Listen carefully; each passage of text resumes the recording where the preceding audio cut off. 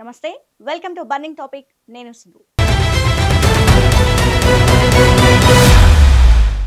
రెండేళ్ల గాజా యుద్ధానికి end card పడింది. ఇజ్రాయెల్ హమాస్ మధ్య గాజా యుద్ధానికి ముగింపు పడేలా అతిపెద్ద 20 సూత్రాల ప్లాన్ లో మొదటి దశకు రెండు పక్షాలు సంతకాలు చేశాయి. ఈ విషయాన్ని అమెరికా అధ్యక్షుడు డొనాల్డ్ ట్రంప్ అధికారికంగా ప్రకటించారు. ఈ ఒప్పందం ప్రకారం హమాస్ దగ్గర ఉన్న 48 మంది ఇజ్రాయెల్ బందీలందరూ త్వరలోనే విడుదలవుతారు.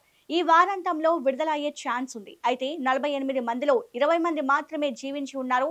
మిగతా వారిని మృతదేహాలుగా అప్పగిస్తారు.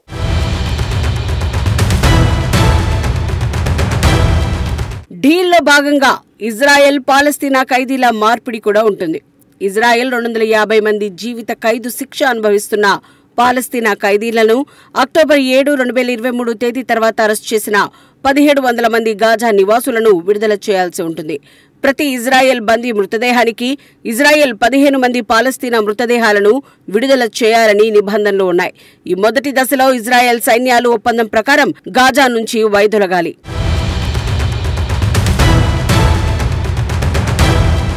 ట్రంప్ తన ట్రూత్ సోషల్ ప్లాట్ఫామ్ వేదికగా ఇజ్రాయెల్ హమాస్ మొదటి దశకు సంతకాలు చేశాయి.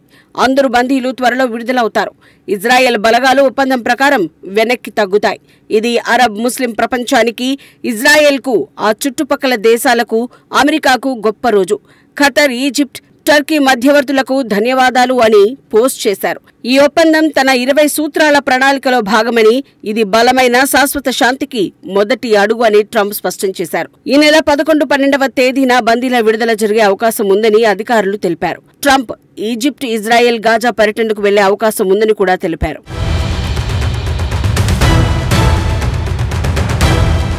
మరోవైపు ఈ ఒప్పందంపై ఇజ్రాయెల్ ప్రధాని బెంజమిన్ నెతన్యాహు స్పందించారు. ఈ ఒప్పందాన్ని ఇజ్రాయెల్కు గొప్ప రోజు, కీలక మలుపు, డిప్లొమాటిక్ విజయం, జాతీయ నైతిక విజయమని వర్ణించారు. ఇజ్రాయెల్ భద్రతకు, బందీల స్వేచ్ఛకు అవిరామంగా కృషి చేసిన ట్రంప్ ప్రపంచ నాయకత్వానికి థ్యాంక్స్ అని తెలిపారు.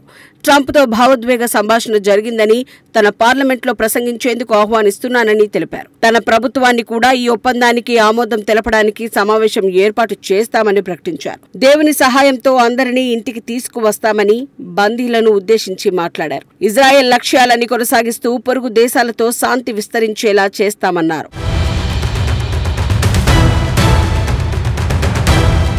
హమాస్ అధికారులు ఈ మధ్యవర్తిత్వాన్ని స్వాగతించారు. ఖతర్ ప్రధాని, టర్కీ, ఈజిప్ట్ ఇంటెలిజెన్స్ చీఫ్లు శాంతి చర్చల్లో పాల్గొని శాంతి, బందీల మార్పిడికి బలమైన అడుగు పడేలా చేశారని తెలిపారు. విడుదల చేయాల్సిన పాలస్తీనా ఖైదీల జాబితాను ఇజ్రాయెల్కి సమర్పించారు. ట్రంప్ గ్యారంటర్లు ఇజ్రాయెల్ తన నిబంధనలను పూర్తిగా అమలు చేసేలా బలవంతం చేయాలి, ఆలస్యం చేయకూడదు అని హమాస్ పిలుపునిచ్చింది. గాజా నుంచి ఇజ్రాయెల్ బలగాలు వెళ్లిపోతాయని ఆశాభావం వ్యక్తం చేసింది. అయితే హమాస్ ఆయుధాలు వదులుకోవడానికి ఒప్పుకోలేదు. ఇది నెతన్యాహు డిమాండ్.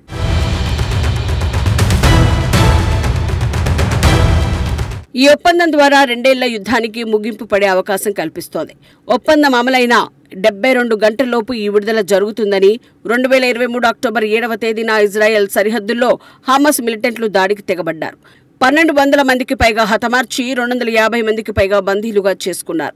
ఆ తర్వాత ఇజ్రాయెల్ బలగాలు హమాస్ అంతమే లక్ష్యంగా గాజాపై భీకర దాడులకు దిగాయి. హమాస్ ముఖ్య నేతలను హతమార్చారు. ఈ రెండేళ్ల యుద్ధకాలంలో 67,000 మందికి పైగా పాలస్తీనియన్లు ప్రాణాలు కోల్పోయారు. 170,000 మంది గాయపడ్డారు. లక్షలాది భవనాలు నేలమట్టమయ్యాయి. అయితే అమెరికా అధ్యక్షుడు ట్రంప్ జోక్యం చేసుకుని హమాస్, ఇజ్రాయెల్ మధ్య కాల్పుల విరమణ ఒప్పందం కుదిర్చారు. తాజాగా మొదటి దశ శాంతి ఒప్పందంలో భాగంగా హమాస్, ఇజ్రాయెల్ సంతకాలు చేసినట్లు ట్రంప్ ప్రకటించారు.